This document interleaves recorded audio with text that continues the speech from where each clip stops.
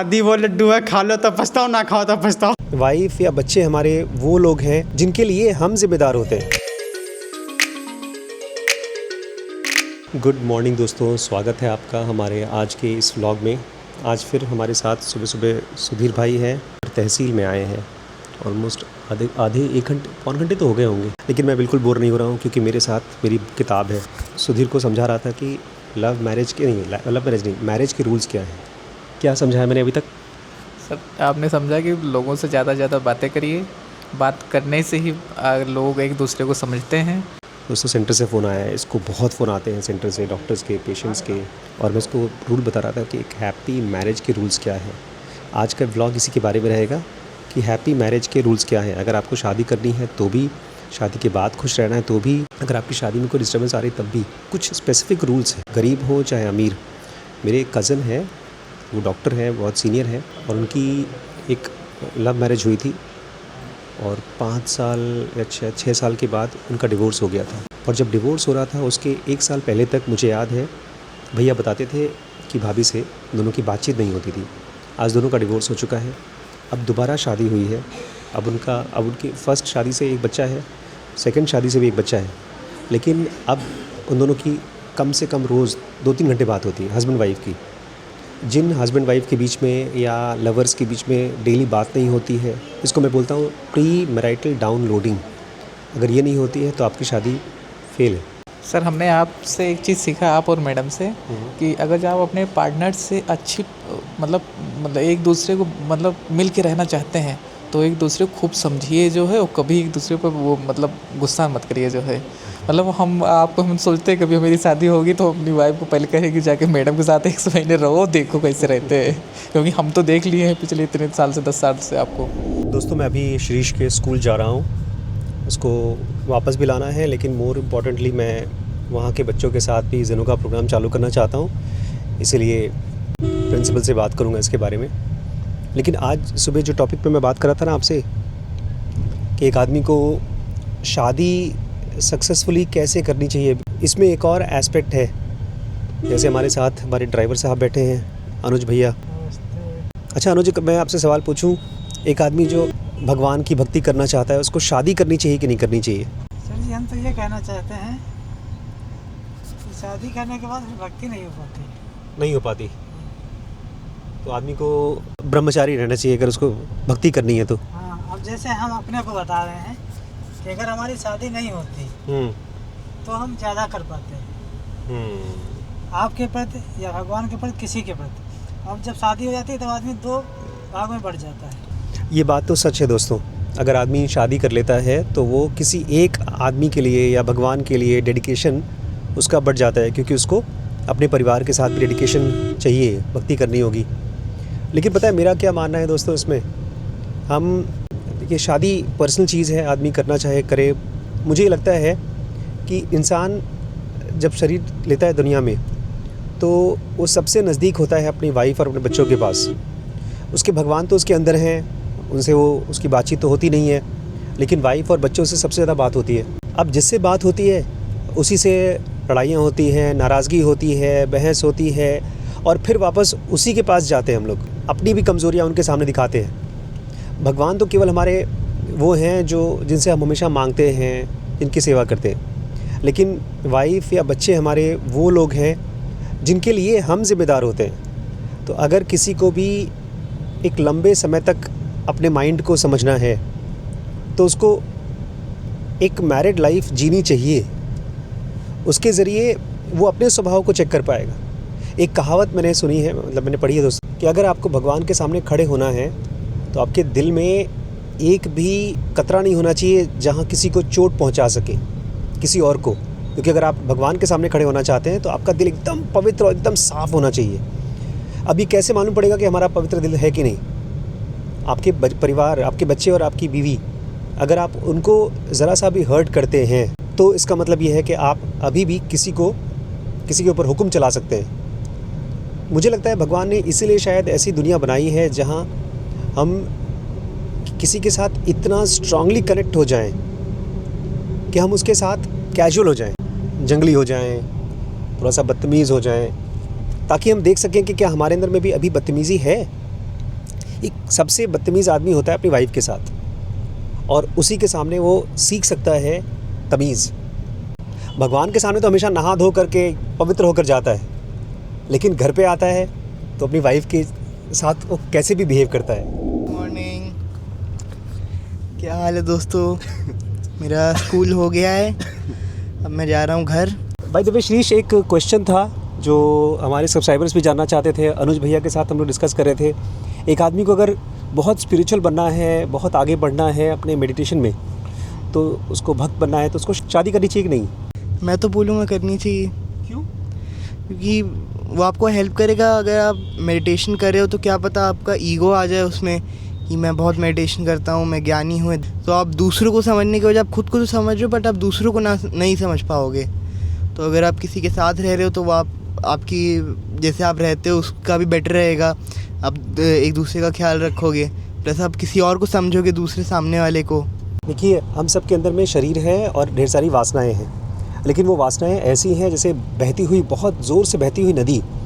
उसको आप रोक नहीं सकते, नदी को रोक नहीं सकते, आप खाली उसके बहाव को बांध बना सकते हैं, किनारा बना सकते हैं। तो शादी वही बांध है जिसमें आप अपनी एनर्जी को बचाते हैं। और जैसे श्रीश ने कहा कि आप अपने वाइफ और अपने बच्चों के थ्रू खुद को समझते हैं। नहीं तो पता है क्या होता है, ज़्यादातर लोग जो लोग शादी वादी नहीं करते वो अलग अलग एडिक्शंस में फंस जाते हैं। देखिए, उनकी बात नहीं कर रहा हूँ, रमण महर्षि हैं या गौतम बुद्ध हैं, मैं बात कर रहा हूँ उनकी जो लोग अभी भी इस सवाल को सोच रहे हैं कि शादी करनी चाहिए कि नहीं करनी चाहिए।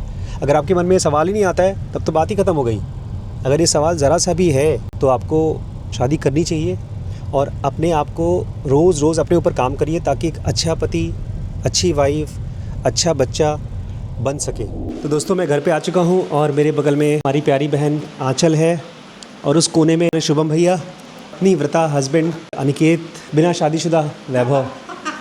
तुम लोग से एक सवाल है भाई, सब्सक्राइबर्स ने पूछा है। पहले ज़रूरी सवाल, कितने बजे सोए थे रात को? 12 बजे। और उठे कितने बजे थे? 8 बजे। 8 घंटे की नींद लेने के बाद ये लड़का यहाँ पर आकर सो रहा है। दोस्तों, ये तो एकदम कमाल की चीज़ है। और अगर ये मना करे नहीं सो रहे हैं, हाँ। इनके पीछे का बाल देख लीजिए, कंफर्म है कि सो रहे हैं। नहीं, पीछे सोफे पे टेक लगा खाना खा रहा था उस टाइम।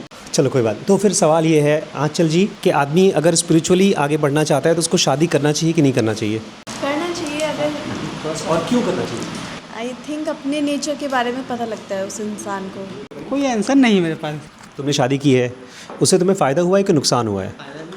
फ़ायदा भी हुआ है। क्या क्या फ़ायदे हुए हैं? ये वीडियो मैं तुम्हारी वाइफ को भेजूंगा। फायदे हैं। इतना सोचना पड़ रहा है तुमको फ़ायदे के बारे में। नहीं, खाना नहीं बनाना पड़ता, कपड़े धोने नहीं पड़ते। स्विगी और जोमेटो का काम कर रही है और वॉशिंग मशीन का काम कर रही है। और नहीं, शादी करनी चाहिए।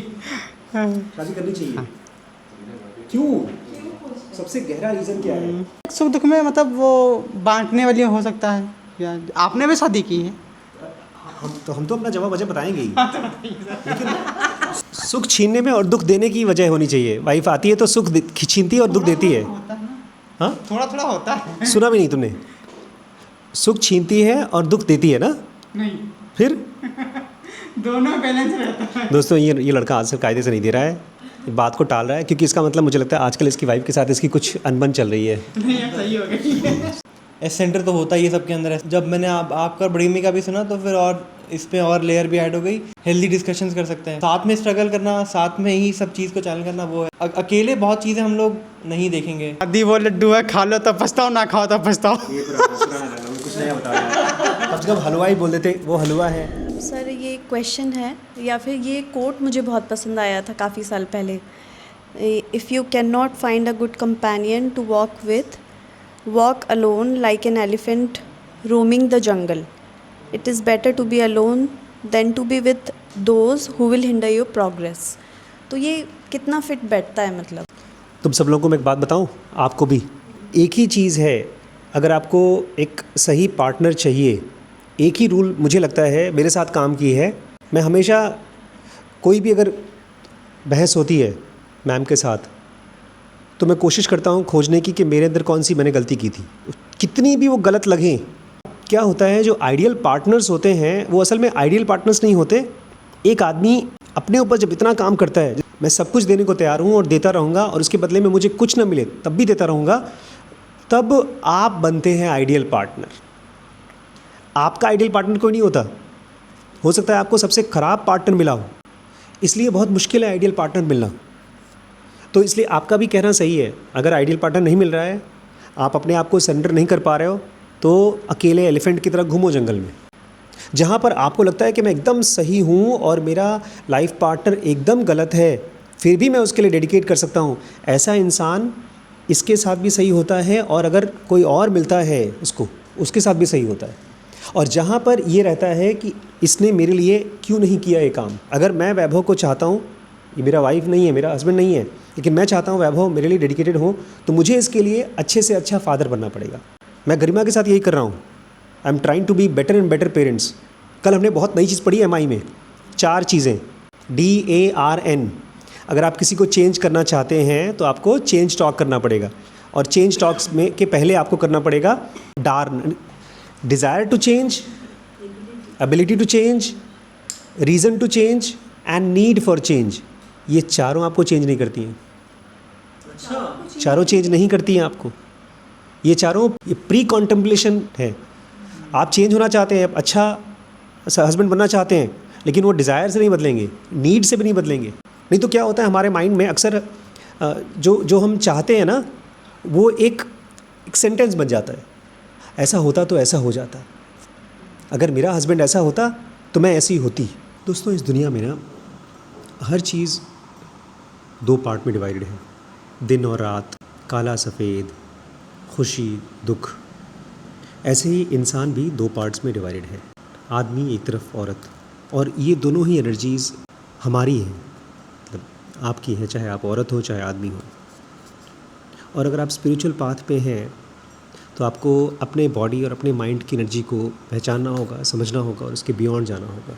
जब आप एक ऑपोजिट सेक्स के साथ में रहते हैं, शादी करते हैं, मैं ख़ास तौर से शादी करते हैं, तब आपको पहली बार मालूम पड़ता है कि सामने वाली एनर्जी कितनी पावरफुल है, और आप उसके साथ एक ऐसा रिश्ता बनाते हैं जो साथ में भी रहने का है और मुश्किल का भी है। जब 2 लोग साथ में रहते हैं 24 घंटे, उसकी अच्छी से अच्छी और बुरी से बुरी बातें जानते हैं और फिर भी एक्सेप्ट करते हैं, तब जाके आपकी ये सीढ़ी कंप्लीट होती है। तभी आपका बॉडी फिज़िकलनेस से ऊपर उठता है। इसलिए मुझे दोस्तों आज के ब्लॉग में यही बताना है कि क्वेश्चन इसका नहीं है कि एक स्पिरिचुअल आदमी शादी करे या ना करे, लेकिन अगर शादी करे, अगर उसके मन में ज़रा सा भी इंटरेस्ट है, लाइकिंग है, तो वो अपने आप को कमिट करे, डेडिकेट करे और एक स्पिरिचुअल फ्रेंड बने अपनी वाइफ का या अपने हस्बैंड का। अगर आपको प्रॉपर्ली समझना है, सीखना है कि हम लोग क्या सिखाते हैं, क्या पढ़ाते हैं, तो आपको dkbrains.com में जाकर के ज़रूर चेकआउट करना चाहिए। वहाँ पर ऑलमोस्ट सारी सीरीज़, ढेर सारी सीरीज़ हैं। हर सीरीज़ का 10 वीडियोज़ फ्री ऑफ कॉस्ट है, और वो काफ़ी है अगर कोई कुछ सीखना चाहता है तो। उसके बाद लर्न और फिर ग्रो ऑप्शंस हैं, उन दोनों को एक्सप्लोर कर सकते हैं। ये नंबर है, इस नंबर पे कांटेक्ट करके आप डिटेल्स मालूम कर सकते हैं। और डीप नॉलेज को और इस चैनल को दोनों को सब्सक्राइब करके जाइएगा दोस्तों, तभी यूट्यूब को पता चलता है कि हम कुछ वैल्यूबल काम कर रहे हैं। कमेंट्स का वेट करूँगा, आप लोग क्या सोचते हैं शादी के बारे में, एक स्पिरिचुअल आदमी को शादी करनी चाहिए या ब्रह्मचारी बनना चाहिए। और अगर कोई ऐसी बात है जो मैं मिस कर रहा हूँ, कमेंट करके बताइएगा।